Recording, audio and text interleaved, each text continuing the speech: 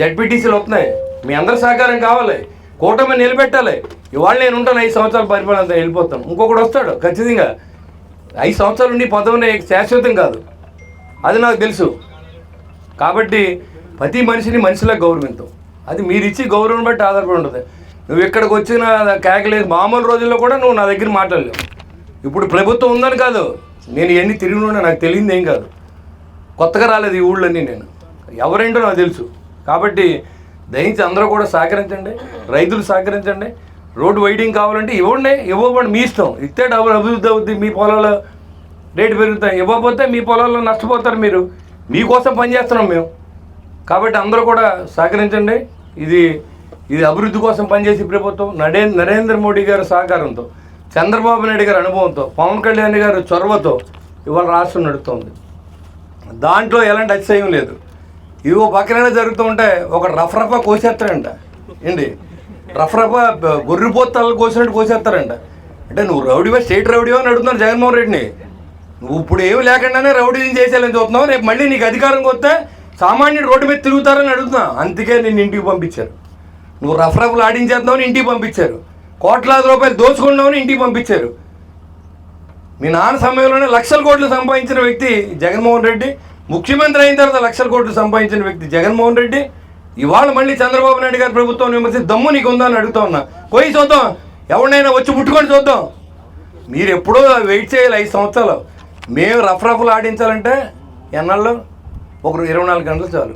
కానీ మా ప్రభుత్వం, మేము రౌడీలు కాదు, మేము ఆ ప్రభుత్వం కూడా కాదు.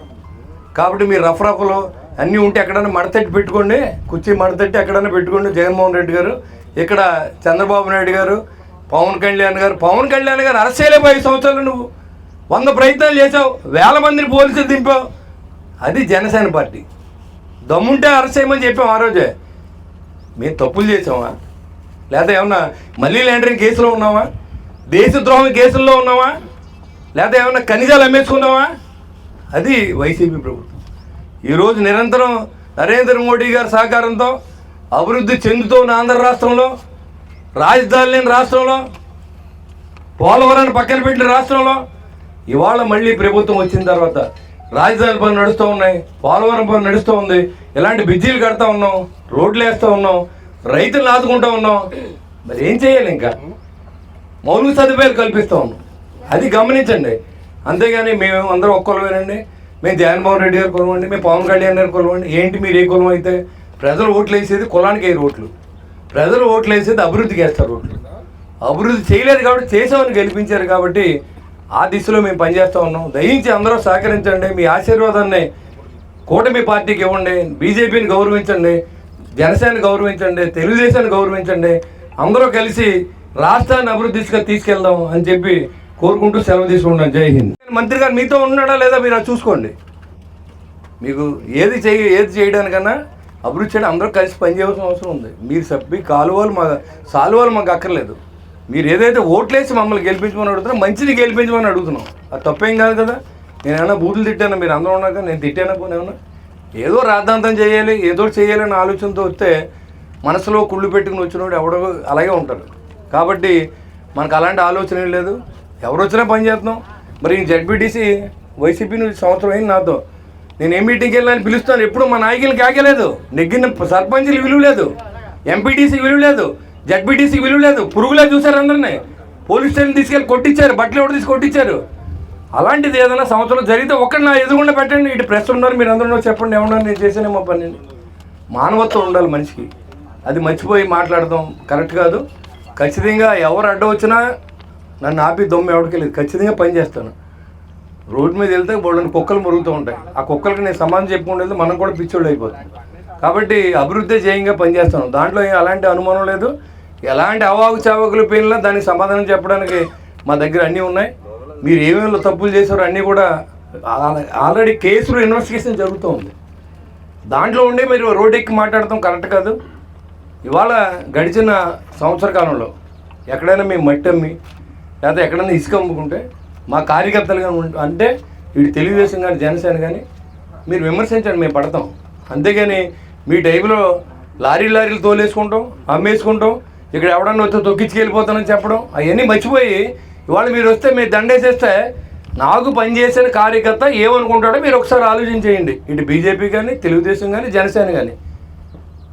ఇవాళ ఉన్న పరిస్థితిని బట్టి మనం మర్యాద ఇవ్వడంలో ఏం తప్పులేదు. ఎవరికైనా ఇవ్వచ్చు, ఏ పార్టీ వాడికైనా ఇవ్వచ్చు.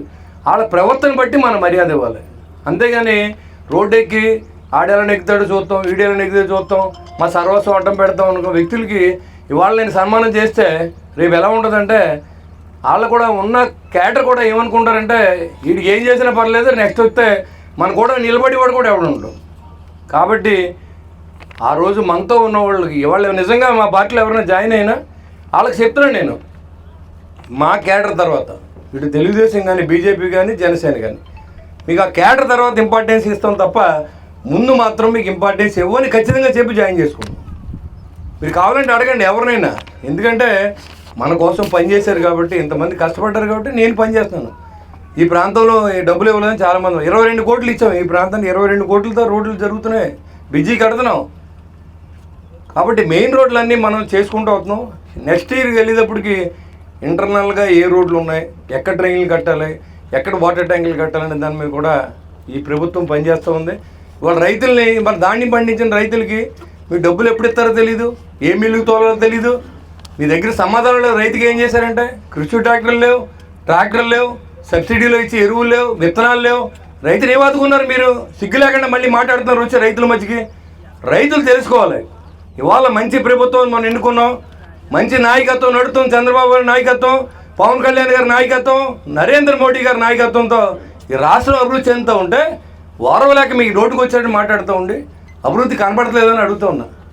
డబ్బులు లేవు మీకు తెలుసు, డబ్బులు లేక కదా మీరు చేయలేదు ఏ పని. డబ్బులు లేకపోయినా మేము పని చేస్తాం లేదు మీరు చూడండి. వాళ్ళు 22 కోట్లతో రోడ్లు వేస్తే బిజీ కడితే అది మీ డబ్బులు కాదా? మీరు ఎందుకు వేయలేదన్నాను. మీ 5 సంవత్సరాలు ఏం చేశారు మీరు? ఒక గొయ్యి కూడా పోడ్చలేదు. ఈ రోడ్లు ఎన్ని గోతులు అడిపోయింది. ఈ రోడ్డు అంతా మనం వచ్చాక మళ్ళీ ప్యాచ్ ఓవర్ చేసాం. కాబట్టి మీరు ఆలోచించండి. రైతులు కూడా, రైతులకి ఏ ప్రభుత్వం కులం కాదు ఇక్కడ ముఖ్యం.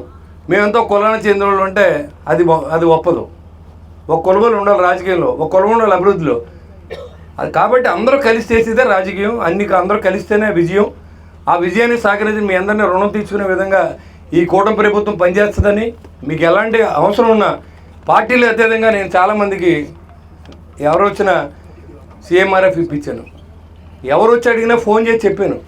నువ్వు ఎప్పుడు నాకు ఓటే లేదని అడగలేదు. మా కార్యకర్తలు వెళ్తే నువ్వు మంగళగిరి వెళ్ళు, పవన్ కళ్యాణ్ సంతకం పెడతాడు, చంద్రబాబు నాయుడు దగ్గరికి వెళ్ళు అని మాట్లాడిన మాజీ శాసనసభ్యుల గురించి మీకు తెలియదా?